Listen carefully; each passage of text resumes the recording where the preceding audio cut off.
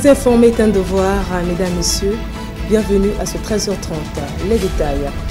Le mardi 30 septembre 2025, la Cour militaire de Kinshasa a condamné à son absence Joseph Kabila à la peine de mort pour crime de guerre et trahison.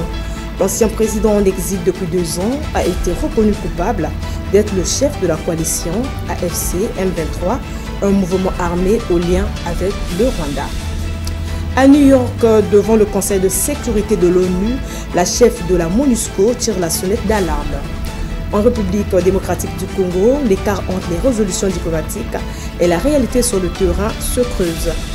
Les provinces de l'Est sont ravagées par les groupes armés qui multiplient les incursions et les massacres, laissant les civils pris au piège dans une crise humanitaire majeure.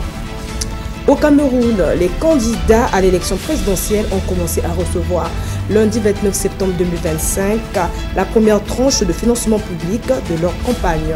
Chacun des postulants bénéficie de 15 millions de francs CFA. Une deuxième tranche pouvant atteindre 15 millions supplémentaires sera versée après le scrutin du 12 octobre à condition que les candidats recueillent au moins 5% des suffrages. La contestation contre le président malgache reste vive mercredi à Madagascar où un nouvel appel à manifester et désormais à la grève générale est lancé par le mouvement Gen Z, instigateur des protestations qui durent depuis près d'une semaine.